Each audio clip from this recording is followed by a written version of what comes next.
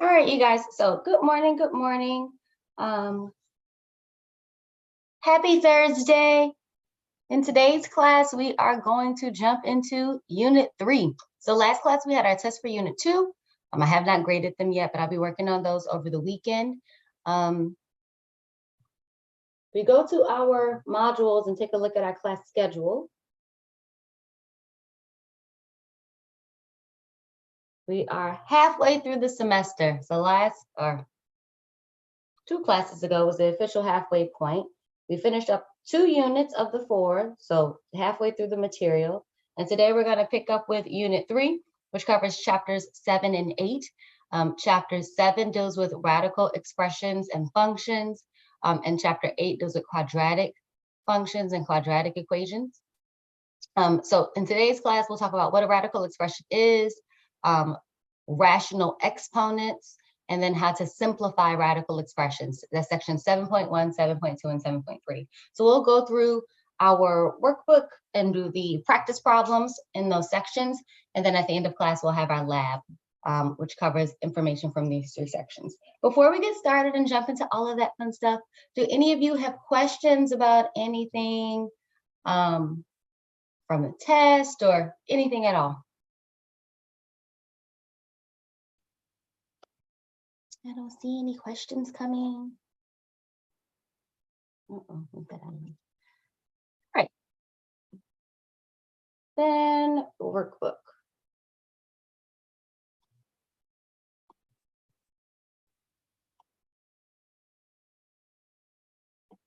All right, so like I said, we're going to look at 7.1, 7.2, and 7.3, and we'll go through practice problems in each one of these sections.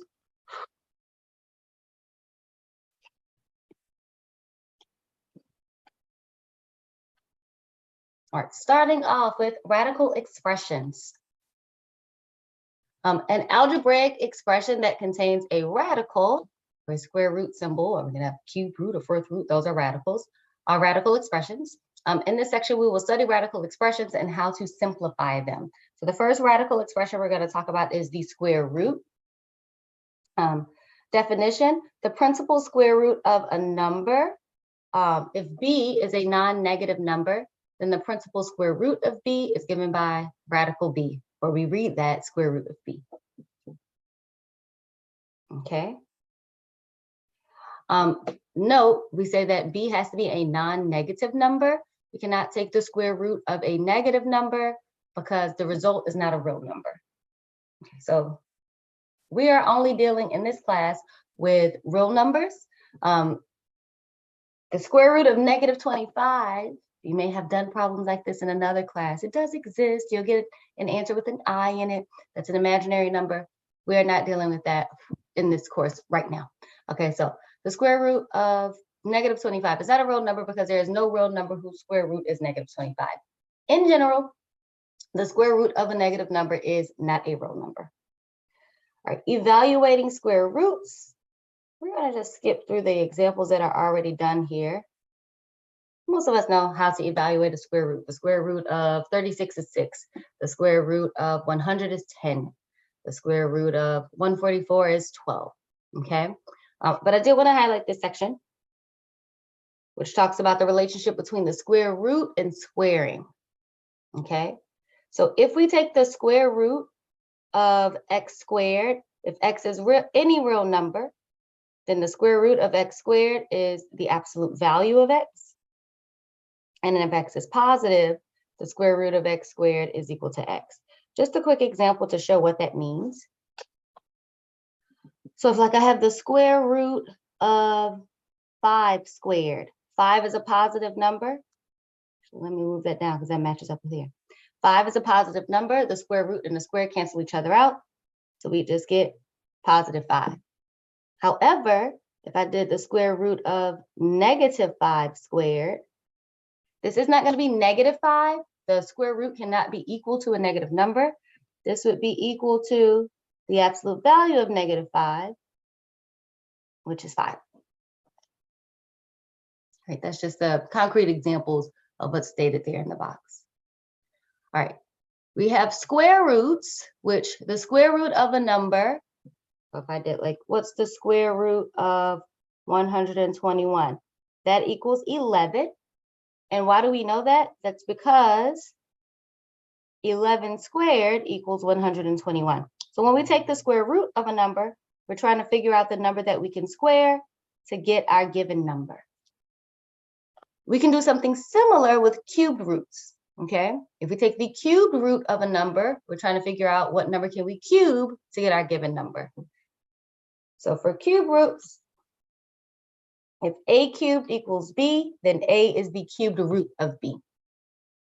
And just like we have square roots and cubed roots, we can also have fourth roots and fifth roots and sixth roots. We can go on and on forever with our roots. And we define this similarly. Can't talk today. The nth root of a number is the number that you can raise to the nth power and get your original number. All right. This is a nice little table to look at. When evaluating squares and cubed roots of numbers, it is important to remember some perfect squares and perfect cubes.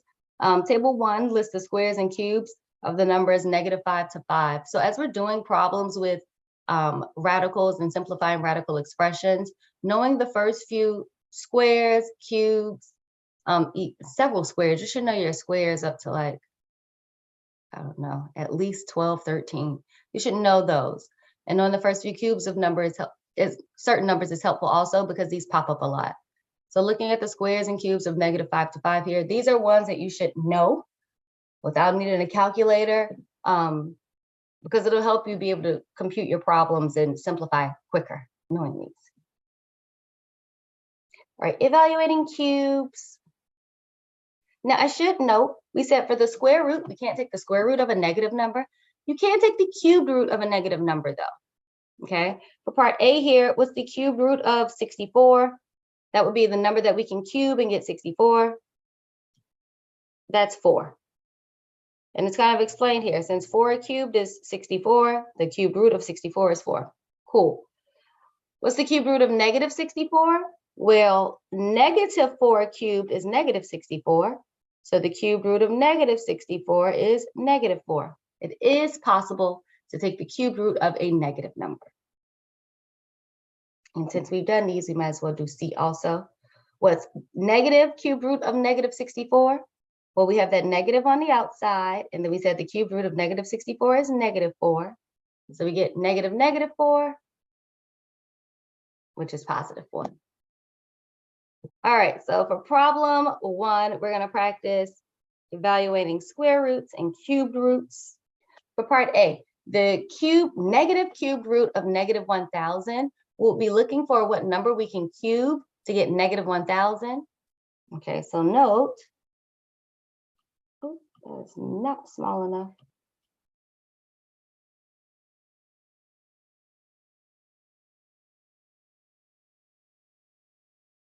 We know that -10 cubed equals -1000.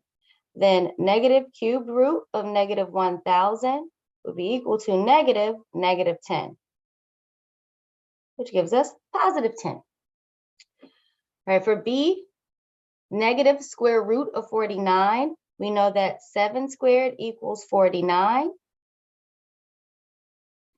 Then negative square root of 49 would be -7. Okay, for part C, negative square root of -49, we have a negative under the radical for a square root. That can't happen. We can have a negative under the radical for a cube root, but not for a square root.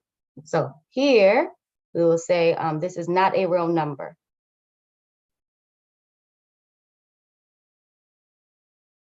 Because we are not discussing imaginary numbers yet. And then part D, I mean, look at all this fun. We have negative cube root of -27. We know that -3 cubed equals -27. So that means negative cubed root of -27 all squared. We start from the inside there. This would be negative. The cube root of -27 is -3, and then squared. -3 is +3, and +3 squared is 9. So big thing to remember from this example is we cannot take the square root of a negative number, but we can take the cube root of a negative number.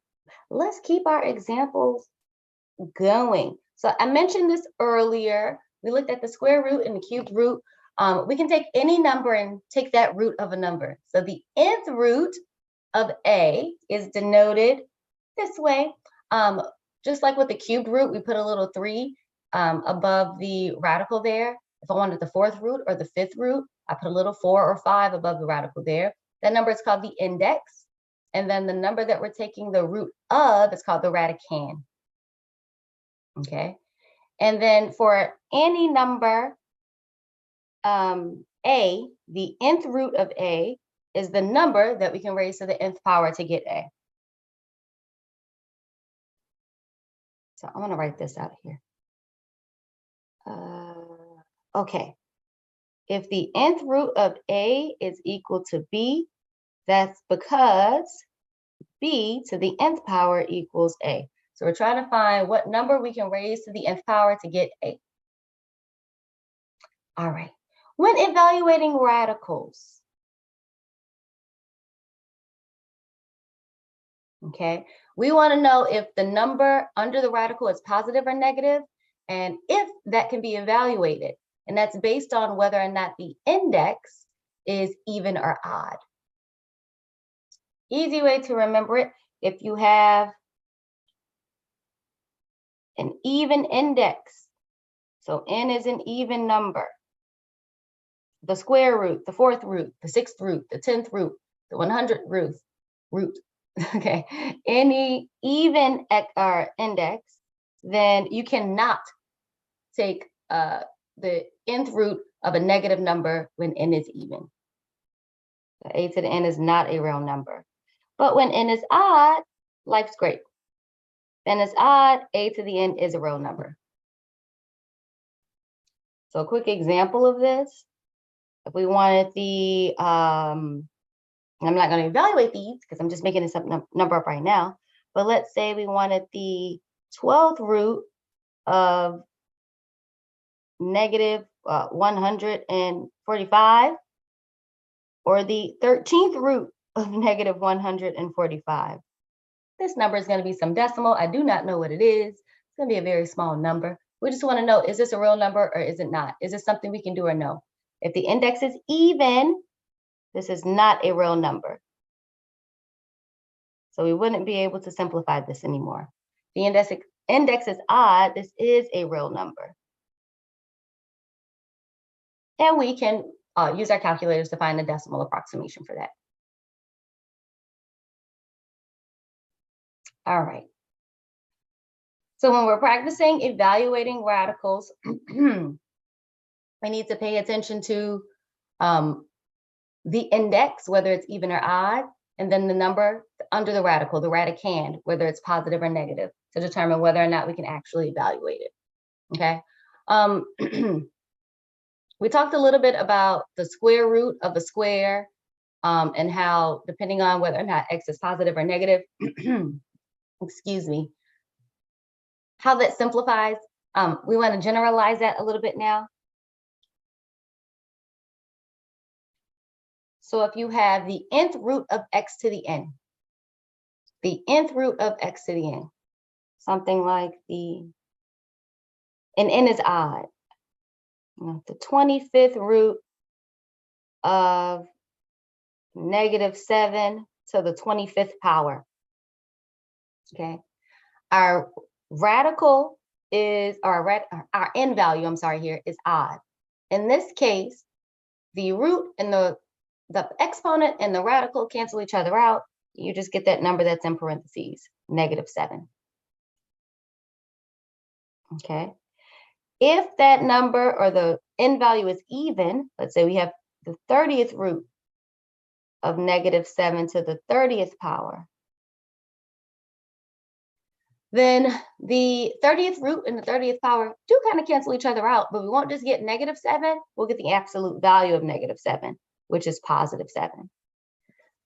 The way that I remember this is, if your index is even, the radical cannot be equal to a negative number. We have to end up with a positive number here.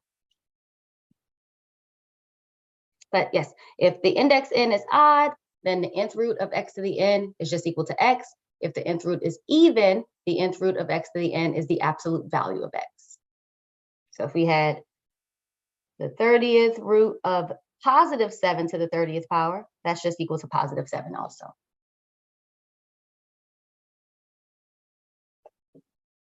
All right, now we've learned all of these rules for simplifying radical expressions of even and odd roots.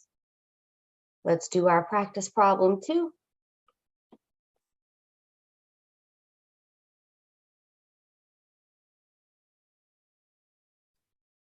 I missed something. Ah, there we go. All right, for problem A here, we have the 8th root of x to the 8th power. That's an even value of n. So depending on, well, it doesn't matter what x is. This is going to be equal to the absolute value of x. The 8th root and the 8th power cancel each other out, and we're left with whatever the absolute value of x is. If x is a negative number, we have to make it positive. If x is positive, then we keep the same number. All right, for part B, we have the 7th root of xy to the 7th power. So the 7th root and the 7th power cancel each other out, and we're just left with xy. Because 7 is odd, we don't need the absolute values. All right, for part C, we have negative cubed root of xy cubed. Again, since 3 is odd, the cubed root and the cubed are going to cancel each other out. It would just get xy from the radical part, but we have a negative out front also. So this would be negative xy. And then last one, we have negative 10th root of xy to the 10th power.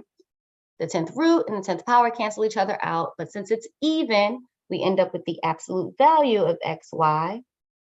And there's a negative out front, so we get a negative out front of the absolute values. So this would be negative absolute value of xy. All right, now let's get into the fun ones. We can start trying to simplify radical expressions that have variables, and then we'll jump into simplifying radical expressions that have numbers as well. I'm going to skip past the examples that are done here. Well, I guess we can do them. They're good ones. Let's read through example 4, and then of course we'll jump to practice problem 3, which will have problems that we can do like this on our own. The first one, we have x to the 8th power, and we're taking the square root of that. So we want to know what number can we square, or what expression, I guess in this case, can we square to get x to the 8th? We know x to the 4th power squared gives us x to the 8th. So that means that x to the 8th power, we can rewrite that as x to the 4th power squared.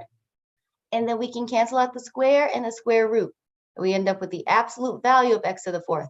Now, in this case, if we're raising something to the 4th power, it's always going to be positive. So we can get rid of the absolute values and just say that, hey, this is equal to x to the 4th power. Some of you may have learned problems like, or how to simplify problems like this before using properties of exponents. So if you know that the square root is the same as a 1/2 power, then x to the 8th to the 1/2 just simplifies to x to the 4th. You can do that too. Next one, the cubed root of m to the 21st power. We know that m to the 7th cubed equals m to the 21st. You can also think about it this way using division. 21 divided by 3 is 7. So we end up with m to the 7th power there. That's how I like to think of it. But if we rewrite this and use our properties, m to the 21st power is the same thing as m to the 7th power cubed. Then the cubed root and the cubed cancel out, and we're left with m to the 7th. Since 3 is odd, we don't have to worry about any absolute values or anything here. All right, next problem.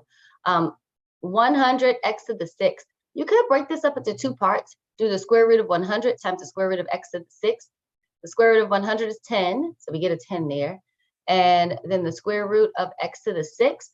X to the 6th is the same as x to the 3rd squared. Okay, so if we replace that x to the 6th with an x to the 3rd squared, we end up with, because this is squared, that's even, we need the absolute value of 10x cubed as our answer. 10 is always positive, so you can factor that out. And again, the reason why we have to have that x cubed in the absolute values is, well, let's say x is a negative number. If x is like -2, the answer isn't going to be, the answer to the square root problem isn't going to be a negative number. It has to be positive, so we take the absolute value to make it positive. All right, last one, 27, or the cubed root of -27x to the 24th.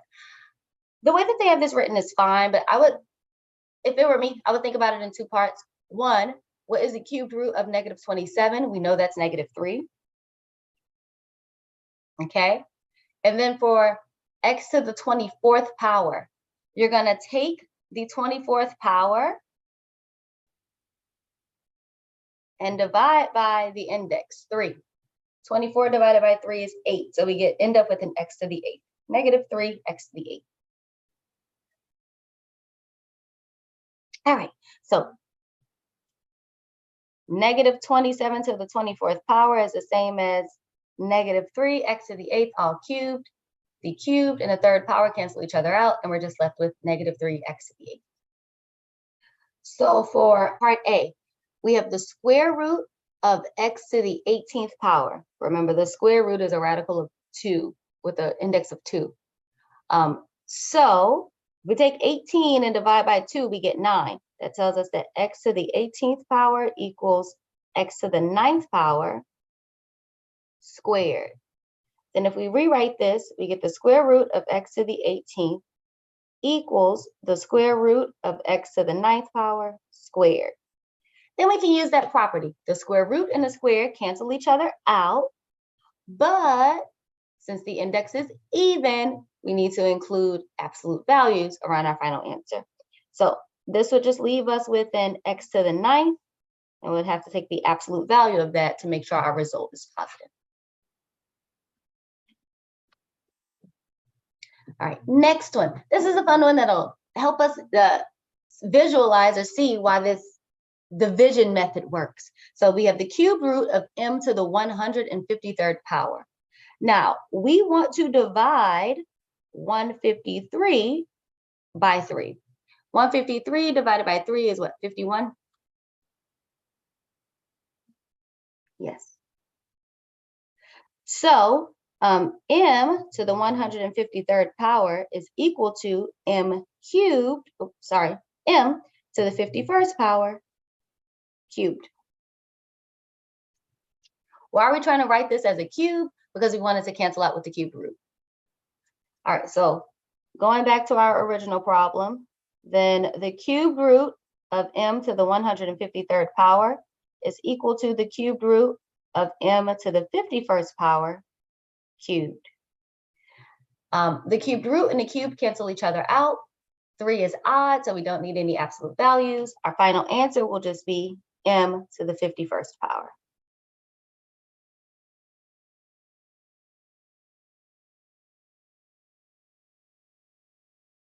All right, let's continue playing this fun game.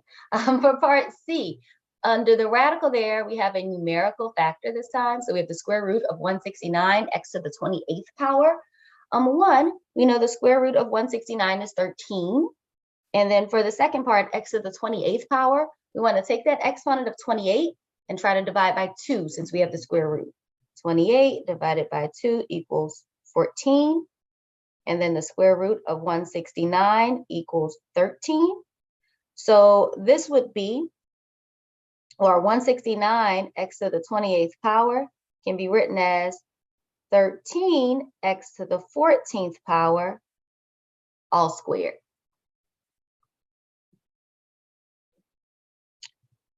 So from here, if we rewrite the original problem, the square root of 169 times x to the 14th power, that's equal to the square root of 13 x to the 14th squared. The square and the square root cancel each other out. So we do end up with the absolute value of 13x to the 14th. Now, in this case, I want us to look at the final answer that we have for A and what we have for C at this point. For A, we have x to the 9th power. If x is a negative number, x to the 9th power will end up being negative. So we need the absolute values there to ensure that our final answer is positive. But for part C, we end up with 13x to the 14th power. X to the 14th power, that's an even exponent, is always going to be positive. So we don't really need the absolute values here because 13x to the 14th is always positive anyway. So this answer would be 13x to the 14th. You can write it without the absolute values because the answer is always going to be positive anyway, so we don't need the absolute values. All right, last one. The cubed root of negative 27x to the 15th. We know the cubed root of negative 27 would be negative 3. And then 15 divided by 3, if we simplify those exponents, is, where did that come from? 5.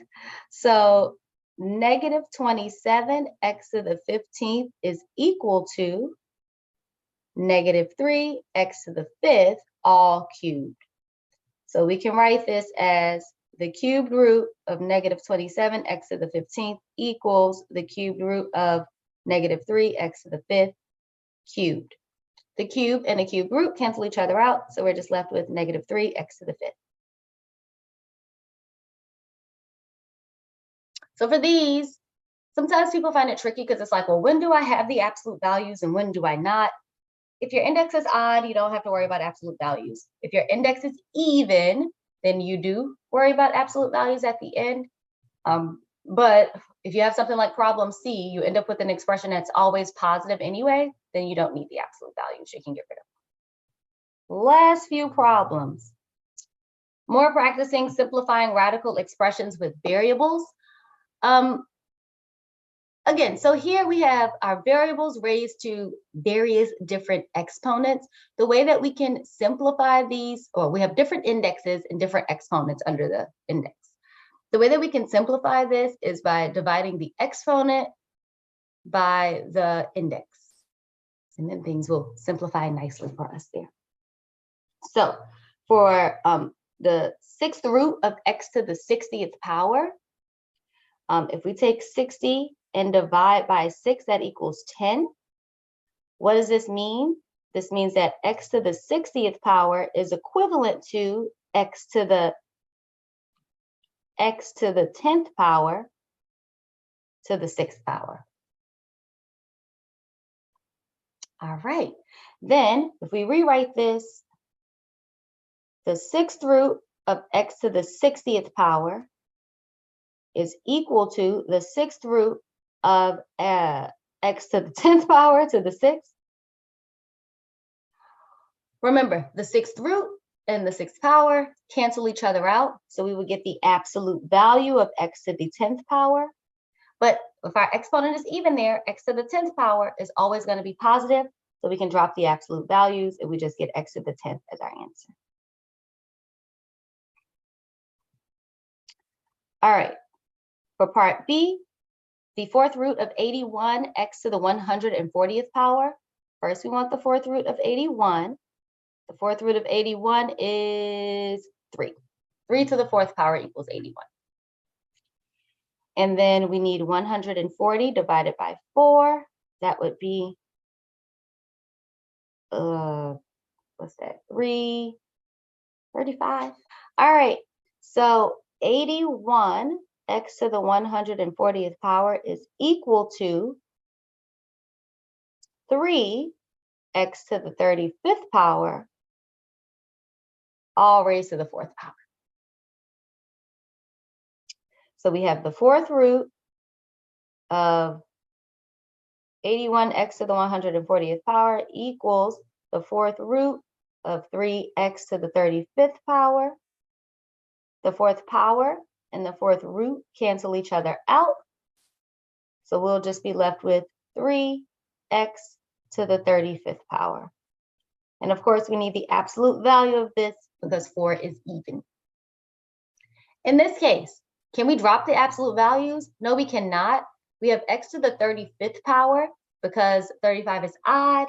That answer could be, depending on what x is, we could end up getting a positive or a negative number there. So we want the absolute value to ensure that we get a positive answer. All right. Any questions yet? All right. I want you guys to at least try a couple of these. C and D are a little bit trickier, but they are doable. So take a moment to try C and D. For part C, you want to try to figure out the cube root of 216 and then do 33 divided by 3 to simplify the exponent. For part D, find the fifth root of negative 243. Yeah, the fifth root of negative 243, and then do 120 divided by 5 to simplify the exponent there. What time is it? Okay, 8:39. I'll give you 2 minutes to do this or to try them. All right, let's go through the solutions to these. For part C, the cube root of 216 x to the 33rd power. Starting with the cube root of 216 is equal to 6. If we take 33 and divide by 3, we get 11. So 216 x to the 33rd power can be written as 6x to the 11th power, all cubed. Then we end up with the cube root of 6x to the 11th power cubed. The cubed and the cubed root cancel each other out. So we get 6x to the 11th power. After you do enough of these, you can kind of skip through these parts if you don't really need to do them and go straight to the answer. But in the beginning, I like to show all of the steps. All right, and then for part D, we need to know what is the fifth root of negative 243. That would be negative 3. And then if we take the exponent 120 and divide by 5, 120 divided by 5 is,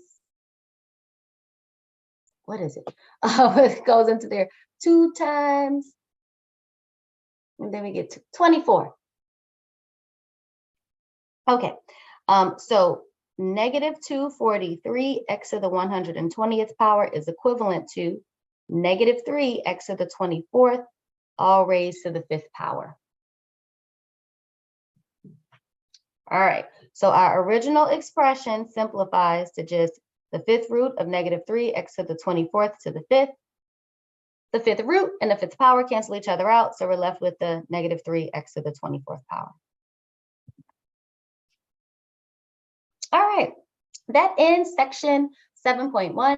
Now that we have an idea of how square roots and cube roots simplify, and we did generalize this even for the nth power, how the nth root of x to the n simplifies, we're going to go on to talk about fractional exponents and how they're related to these roots and radicals, and also learn a few properties of exponents that will help us simplify radical expressions. That's in section 7.2. So for 7.2, I think there are like 6 examples that we need to get through here. We'll skip through all the talk and go to the important definitions. How do we represent radicals in exponential form? The nth root of a is equal to a to the 1 over n power. So the square root is the same as a 1/2 power. Wanted to write that out. The square root of a is a to the 1/2. The cubed root of a is a to the 1/3. The 10th root of a is a to the 1/10. Okay, every radical expression can be written as an exponential expression with a fractional exponent. Okay, we will use the relationship between radicals and rational exponents to rewrite and simplify radical expressions. All right, so for problem 1 here, we have 4 times the 5th root of xy. The 5th root is equivalent to the 1 over 5 power, and only the terms under the radical will be raised to the 1/5 power. So this is 4 times xy to the 1/5 power. That's it. For the 7th root of m times n, that would be m times n to the 1/7 power. And then for part C, our 5 times the square root of 3m. Remember, even though there's no 2 written there, the square root represents the 2nd power. I'm sorry, the 1/2 power.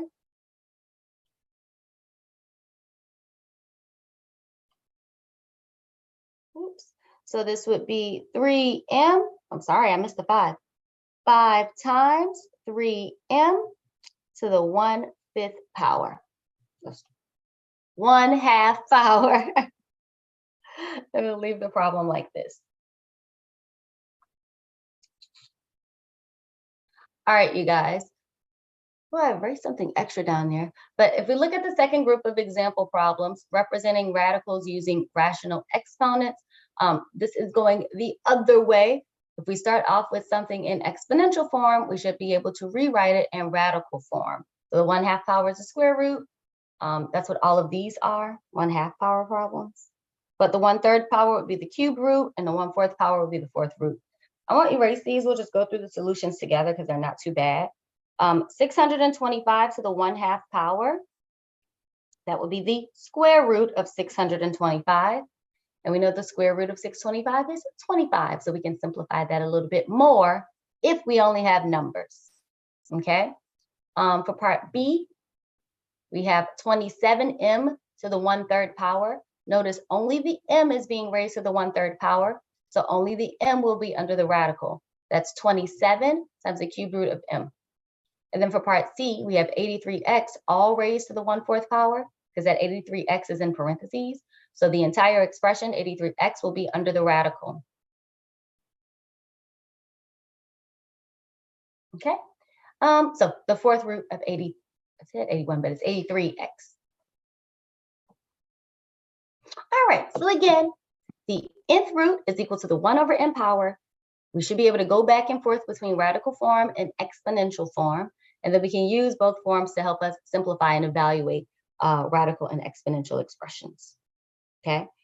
What if we have an exponent that's not just 1 over some number? What if it's like the 5/2 power? What does that mean? Okay, so a to the m over n power. The denominator still tells us the index. That would be the nth root of a, and then we're going to take that entire expression and raise it to the mth power, or you can raise it to the mth power first and then take the nth root. So if you have an exponent of m over n tells us our index for the radical, and then m tells us the power that we're going to raise a to. You can either raise a to the m first, or you can take the nth root first and then raise it to the mth power. It's up to you. All right, so example 3 is just rewriting radical expressions using rational exponents. So you are given a fractional exponent and you want to write that in radical form. Remember, the denominator tells you what root you're taking, and then the numerator of the exponent tells you what power to raise the result to. We can just jump down here to our practice problems. So for x to the 2/3 power, the 3 in the denominator, oh, it's not highlighting. There we go. The 3 in the denominator tells us we're taking the cubed root, and then the 2 in the numerator tells us we're going to raise the x to the 2nd power. Remember, it doesn't matter which order you do this in. You can also take the cube root first and then raise the result to the 2nd power. So either cube root of x squared or the cube root of x all squared will be correct. For part B, 4x to the 3/7 power. Remember, only the x is being raised to the 3/7 power there, but the 7 tells us that we're going to have the 7th root of x, and the 3 in the numerator tells us we're raising x to the 3rd power. And what do we do with the 4? We just multiply that 4 by the radical. And last one, 2x over y, all raised to the 3/5 power. The the 5 in a denominator of the exponent tells us that we have the 5th root of all of this stuff, 2x over y. And then we can either take that 3 and raise the 2xy part to the 3rd power. You can do that first and then take the 5th root, or you can do it after you take the 5th root. Either way, same answer.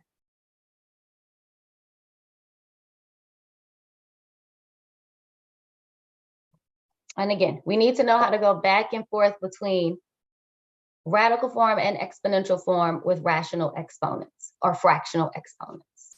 So this was going from rational form to radical form. Sorry, you guys. Now we have to go the other way.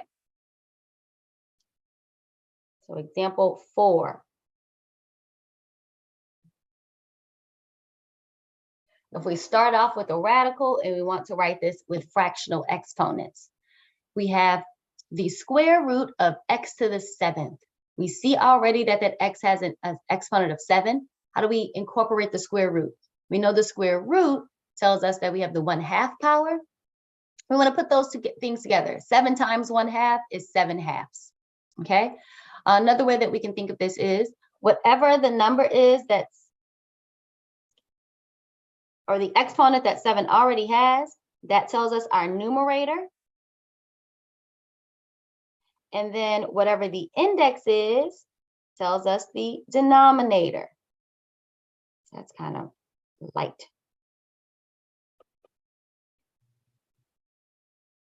All right, the denominator. So since we have the square root that tells us our denominator should be 2 for the exponent, and x is raised to the 7th power, the numerator should be 7. So we get x to the 7/2 power. For part B, the 5th root of 6x cubed, the 5th root tells us our denominator.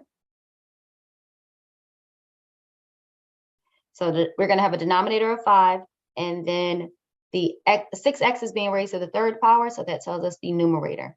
This will be 6x to the 3/5 power. And then again, we have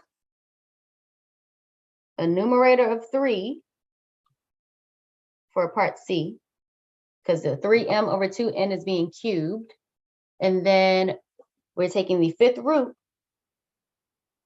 So our denominator is going to be 5. All right, next we're going to look at a couple of examples where we have numerical expressions with rational exponents, and we want to simplify those using what we know about rewriting in radical form. Okay, and then we'll learn lots of rules of exponents that we can use to help us simplify these types of expressions. So in example 5, we are given expressions in the form a to the mn power, or negative m over n power.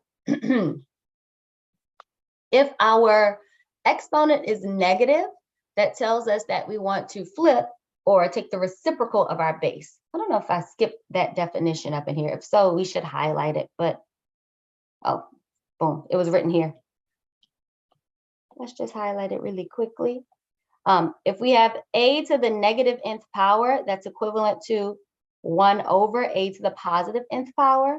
And similarly, if we have a to the negative m over n power, that's 1 over a to the positive m over n power. So that's what we're using to simplify expressions in problem number 5. So for 25 to the negative 3/2 power, this is equivalent to 1 over 25 to the positive 3/2 power. And then we can use what we know about the 3/2 power in the radical form to simplify this.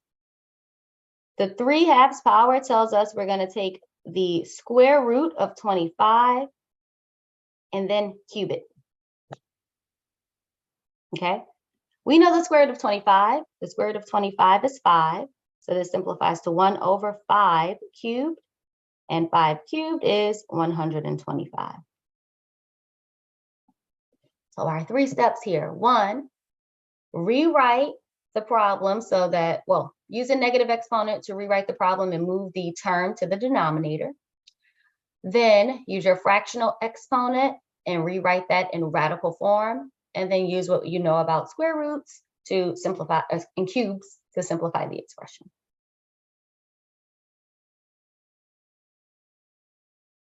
All right, for part B, we have negative 49 raised to the negative 3/2 power. Now, we can rewrite this. This would be 1 over negative 49 to the positive 3/2 power. Notice when I move that term down, the base doesn't change its sign, only the exponent changes its sign. It goes from negative to positive. And then when we write this in radical form, we'll just have 1 over negative square root of 49 cubed. So the negative is not included in the term we're taking the square root of. Okay, then when we simplify this, we get 1 over negative 7 cubed, and 7 cubed is 343. So we get 1 over negative 343. Okay, and then that brings us to C. C is what I was writing at first. If we rewrite this, we get 1 over negative 49 to the 3/2 power. And then when we write that in radical form, we get the square root of negative 49 cubed. We cannot take the square root of negative 49, so this is not a real number. We can't simplify that anymore. All right, next part. Write this down. We have rules of exponents that we need to know that will help us simplify radical expressions. Okay, we're going to simplify by taking our radical expressions, writing them in exponential form or rational form, and then using these properties of exponents to simplify. So we have the product rule, the quotient rule, the power rule, quotient to a power, product to a power, and negative exponent rule. A couple of these we've already used or seen today. The most recent one, we just used this last one, the negative exponent rule. So we won't go over that one again. But for the product rule, if you multiply two exponential expressions with the same base, a to the m times a to the n, we can simplify that to one exponential expression by adding the exponents, m and n. Quotient rule tells us if we divide two exponential expressions with the same base, a to the m divided by a to the n, we can simplify this by subtracting our exponents and keeping our same base. And then the power rule, a to the m to the n. So you have one base, two exponents. We can simplify this by multiplying the two exponents together and keeping the common base. All right, those we use a lot. And then the last two, 4 and 5, I should say, tell us that if we have a base that has more than one term being multiplied or divided, so a times b or a divided by b, we can apply the exponent to each term in the base. It's kind of like distributing, but not right like exactly, but kind of. And this only works when your base is being multiplied or divided, not when the base has terms being added or subtracted. So we can apply the exponent to each term in the base if it's being multiplied, or each term in the base if it's being divided. All right, then using these properties of exponents, we're going to take radical expressions, rewrite them in rational form, and use properties of exponents to simplify. I'm going to jump straight to example 6 to do this. So in example 6, we have x, or the cubed root of x times the cubed root of x squared. This would be x to the 1/3 power times x to the 2/3 power. And then using the multiplication property, x to the 1/3 times x to the 2/3 would be x to the 1/3 plus 2/3. And 1/3 plus 2/3 is 3/3, or x to the first power. So we just get x for that problem.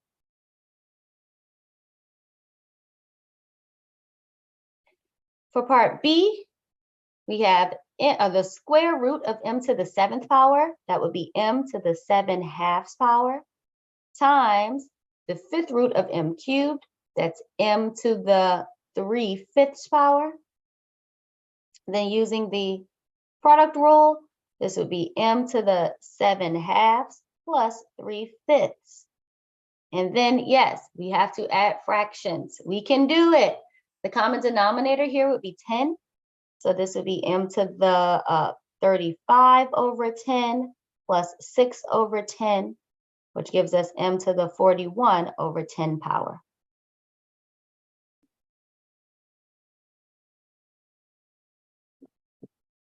Then on to part C. For part C, we have the cubed root of 64x to the 8th power. So if we rewrite this, the cubed root is the 1/6 power. I'm sorry, 1/6, 1/3 power. So this would be 64x to the 8th to the 1/3 power. And then notice here in our base, we have more than one term being multiplied. So we can apply the 1/3 power to each term in the base. That means we can write this as 64 to the 1/3, which is the cube root of 64, that we can evaluate, times x to the 8th to the 1/3. 64 to the 1/3 is 4. And for x to the 8th to the 1/3 power, the power rule tells us we can multiply those two exponents together and we'll get x to the 8 over 3 power. And that would be our final answer.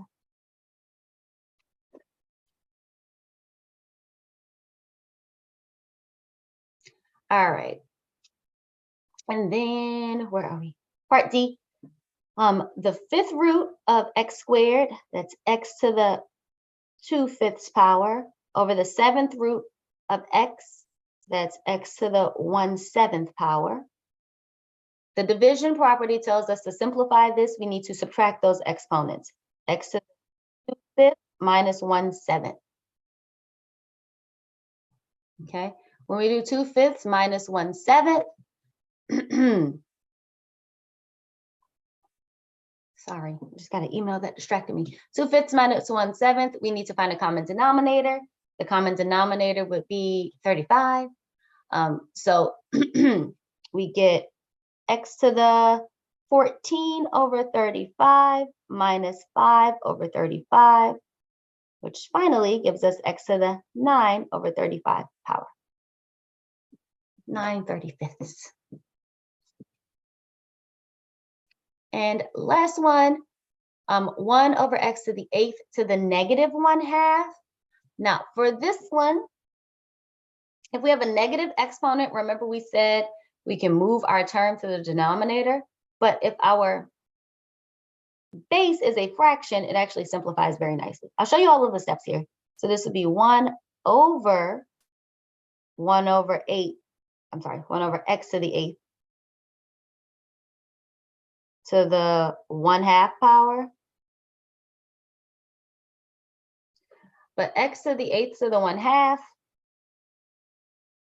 would just be 1 over, well, 1 to the 1/2 power is 1, and then x to the 8th to the 1/2 power would be x to the 4th. But look at what we have here, 1 over x to the 4th. This actually just simplifies to x to the 4th. What we could have done from the beginning is if you have a fractional base, so if your base is like a over b and a negative exponent to the negative nth power, you can just flip the base. This would be equal to b over a to the positive nth power. So for 1 over x to the 8th to the negative 1/2 power, this would just be x to the 8th to the positive 1/2 power, which gives us x to the 4th. We'll get there a lot quicker if we use this property. All right, what time is it? Oh, it's 9:08 already. All right, we have one more section to do, which has like 5 different types of examples that we want to do. And of course, we're going to kick it up a notch a little bit. And we're going to be talking about how to simplify more complicated radical expressions. But we're going to use all of the tools that we've learned here and learn a couple more properties in section 7.3. The first one is about multiplying radical expressions that have the same index. This is the power rule for radical expressions.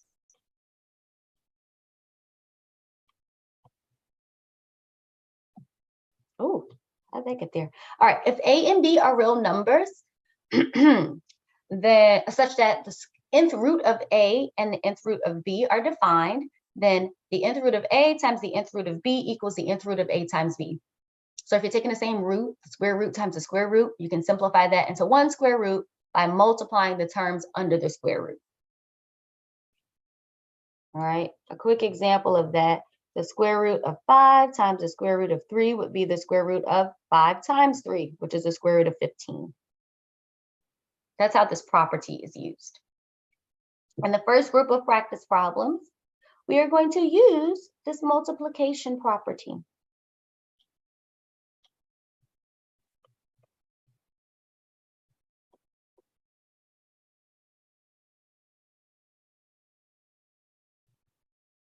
All right, so our directions here ask us to use the multiplication property and then assume all variables represent positive numbers. That's important so we don't have to deal with anything that has absolute values in them if everything represents a positive number.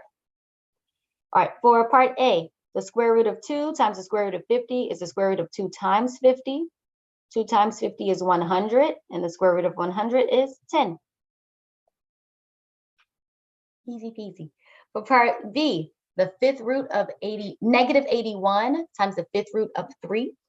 That would be the fifth root of negative 81 times 3. Negative 81 times 3 would be negative 243. And then the fifth root of negative 243 is actually negative 3.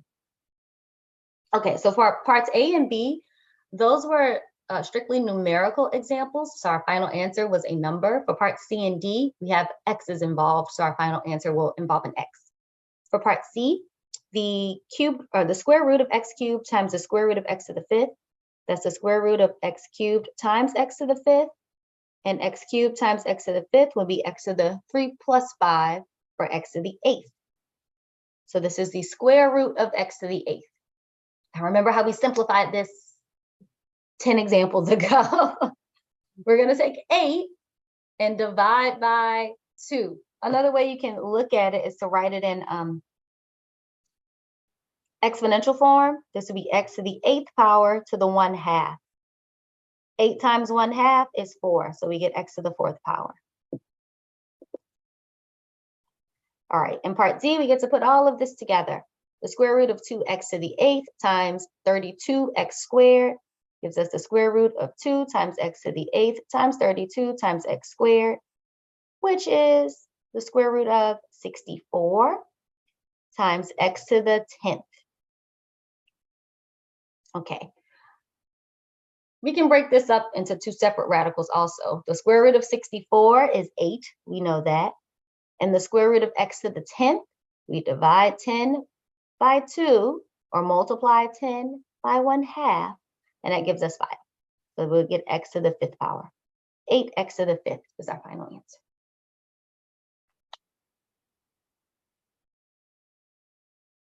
All right, any questions about example 1 here? Or group problems number 1?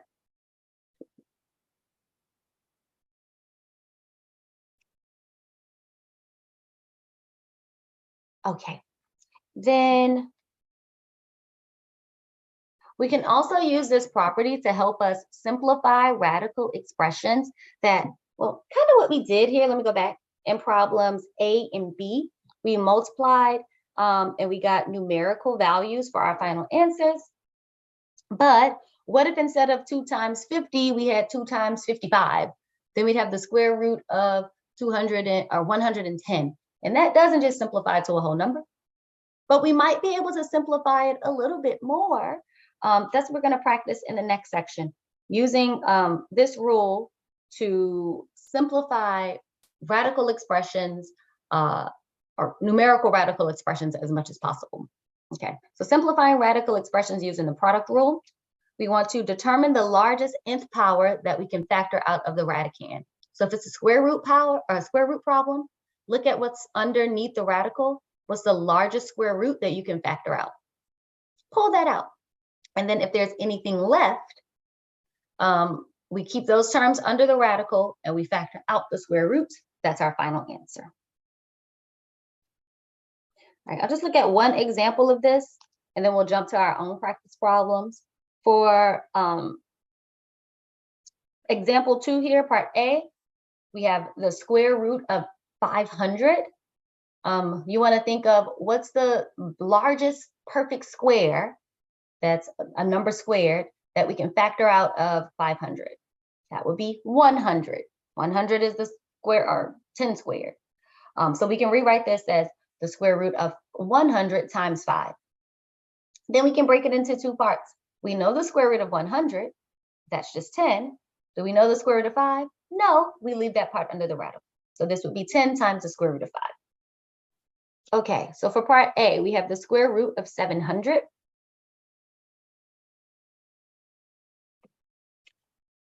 So 700 can be rewritten as 100 times 7.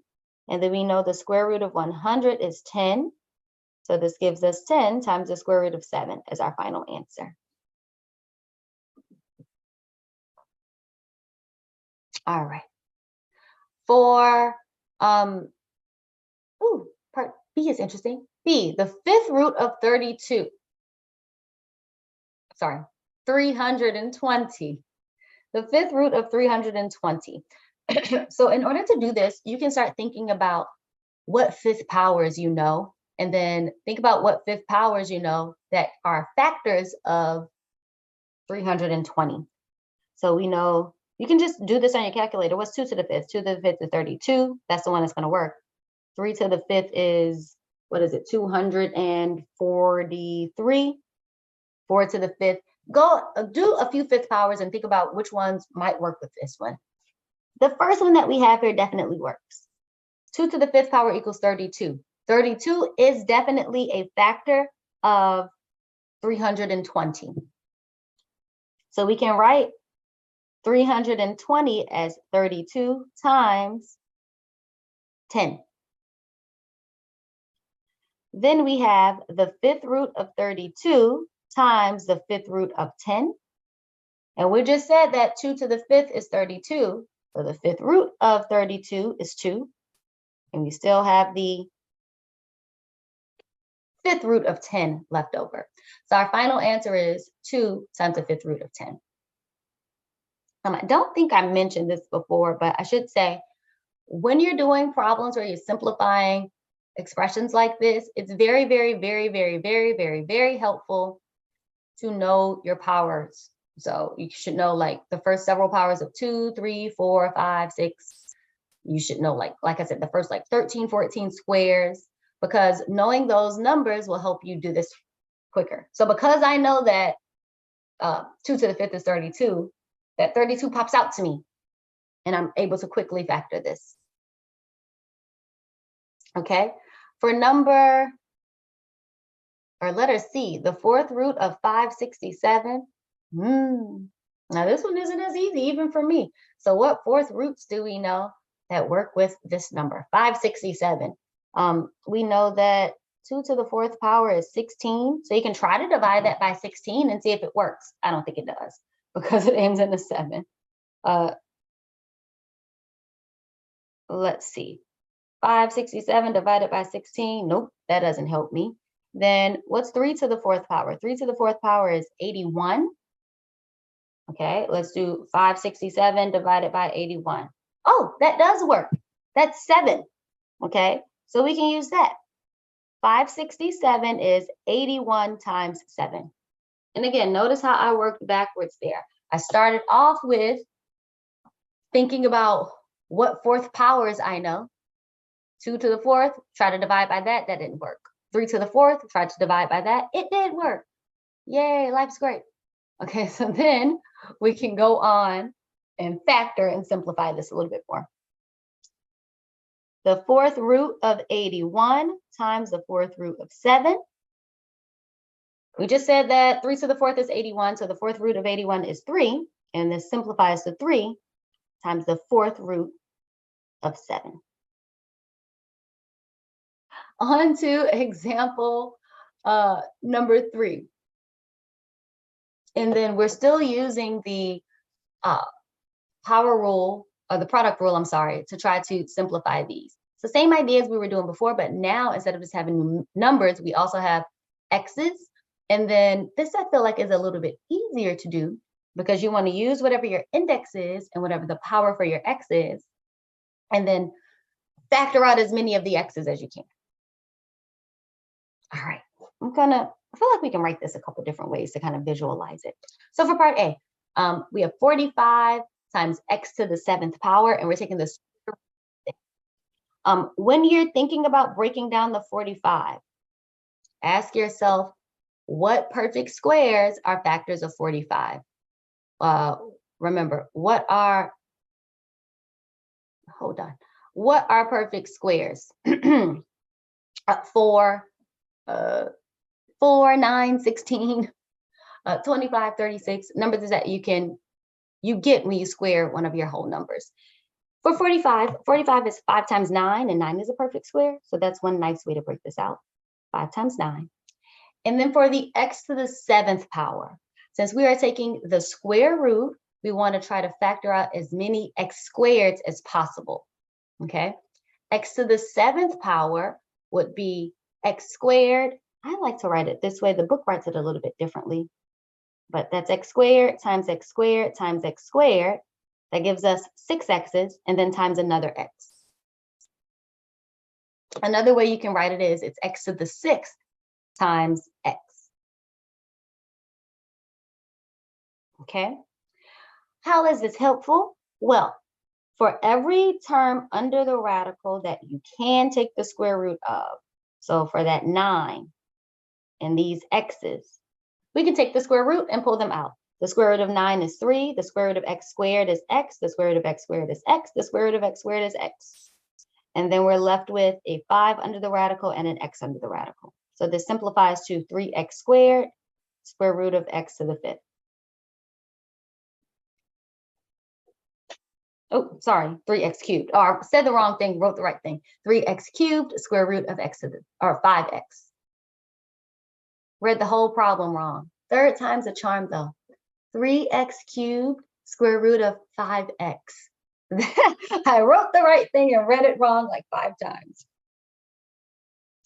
All right, when it comes to like showing your work for this part, you can write out all of these different squares if you want to. Remember I said you could have also written it as the square root of 5 times 9 times x to the 6th times x. The square root of x to the 6th is x cubed, which we got here. So that's another way you can write this that will take less space. All right, we'll do part B that way. So for the cubed root of negative 81, x to the 16th power, negative 81, let me see, what cubes do we know? We know that 2 cubed is 8, that doesn't divide 81. 3 cubed is 27, that does divide 81. So this would be negative 27 times 3. Okay. All right. And then for x to the 16th, you want to think about dividing that by 3. What's 16 divided by 3? You're going to end up getting a remainder. But 3 goes into 16 5 times. Okay. So we can say that this is x to the, well, I'll break it up this way. X to the 15th times x to the, times x. I'm so sorry, you guys. So x to the 15th times x. We pulled out that x to the 15th because 15 divided by 3 gives us our x to the 5th. So that'll simplify nicely. All right, things that we can pull out. Why is this so large? We know the cubed root. Sorry, you guys, this should be a cubed root. We know the cubed root of 27, and we know the cubed root of x to the 15th. The cubed root of negative 27 is negative 3, and the cubed root of x to the 15th would be x to the 15 divided by 3, or x to the 5th. okay? And then what's left under the cubed root? We're still left with a 3 and an x under there. So our final answer would be negative 3x to the 5th times the cube root of 3x.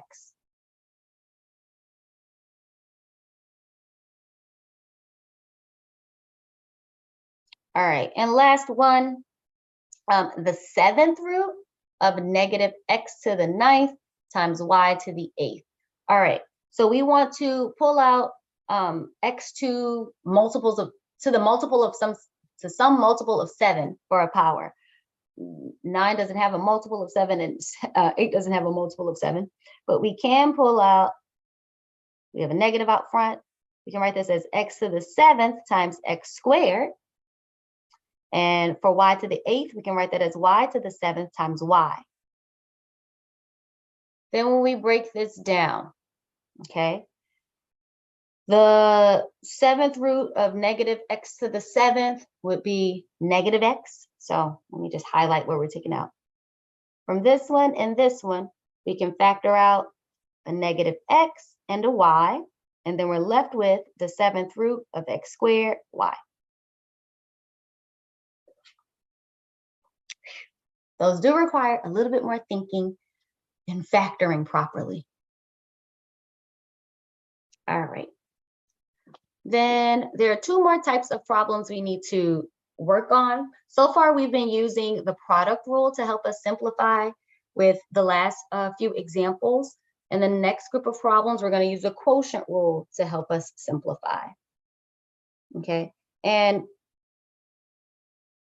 the quotient rule just tells us that if we have the nth root of a over b, we can take the nth root of the numerator and divide by the nth root of the denominator, just as we suspected.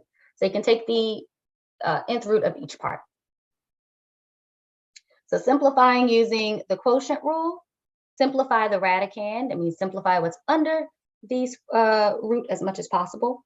Then write the radicand as the quotient of 2 radicals, and then simplify each radical as much as possible. Let's jump right to problem 4 here. So these problems will work out very similarly to the last group of problems that we did, but now we're just dividing instead of multiplying. So we can't simplify 1,296 over x to the 20th. So we can't simplify that anymore on its own. We can jump straight to step 2, which is to take the 4th root of the numerator and the 4th root of the denominator. And then for simplifying this, let's start with the easier part. For the 4th root of x to the 20th power, you would do 20 divided by 4. That simplifies perfectly to 5. So our denominator simplifies to x to the 5th. Now for the numerator, this isn't something that even I would be able to do just off the top of my head. I don't know what number to the 4th power equals 1,296, but I can start working it out. I know it's not 2. 2 to the 4th power is 16. 3 to the 4th power is 81. 4 to the 4th power, 256. 5 to the 4th power is 625.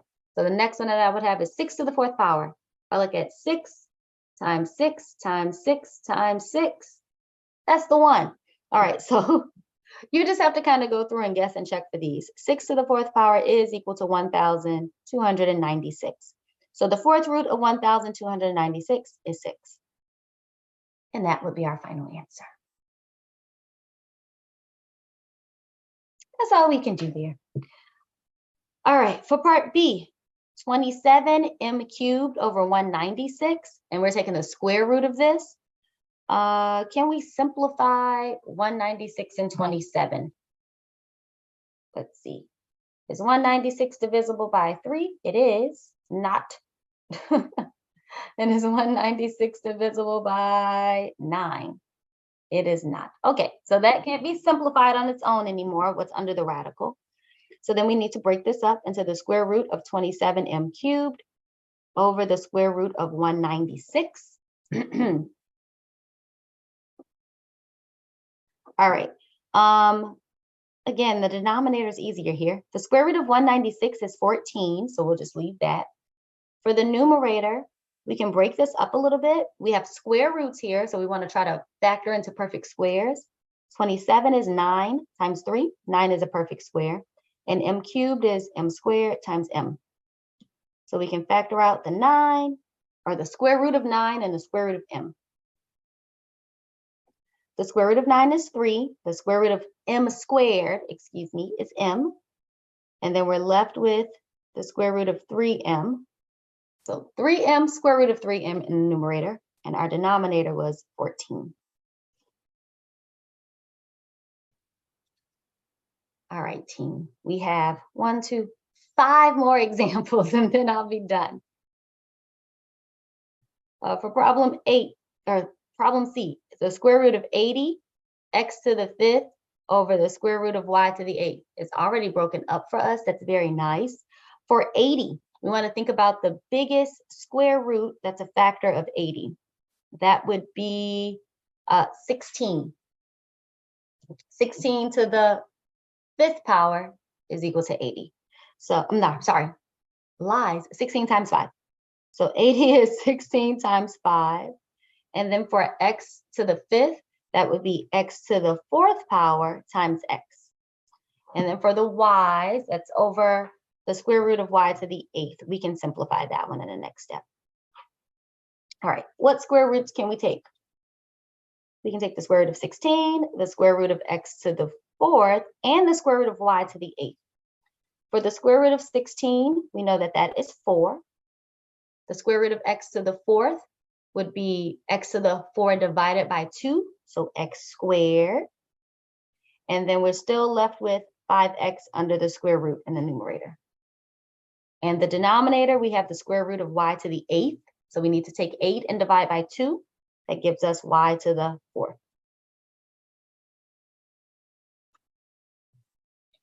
All right. And last one of these.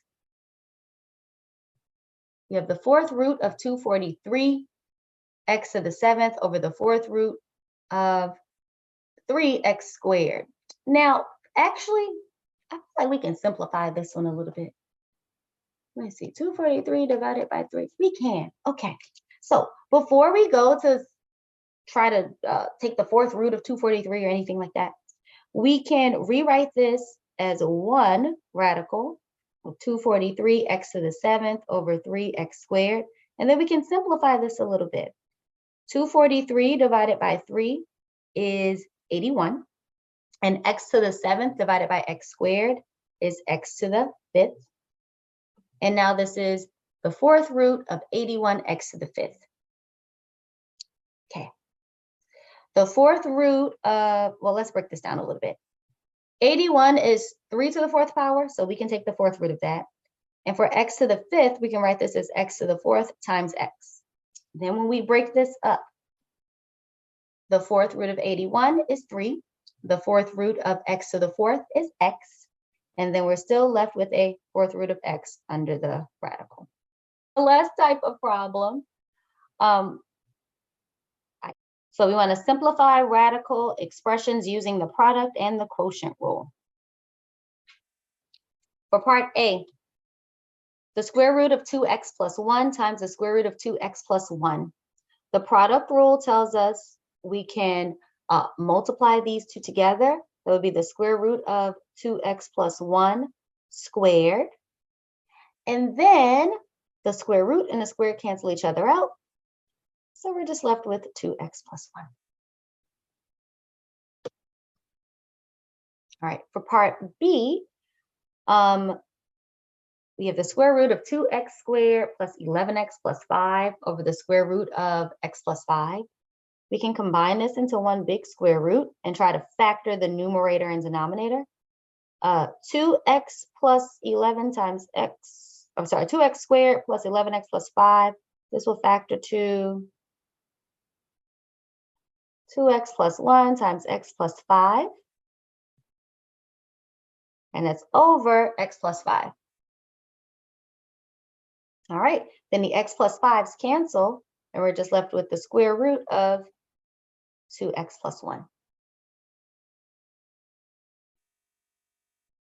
All right, and the last one, part C, this one's interesting. We have the 5th root of x plus 4 to the 12th power over the 5th root of x plus 4 squared. We can combine this to the 5th root of x plus 4 to the 12th divided by x plus 4 squared.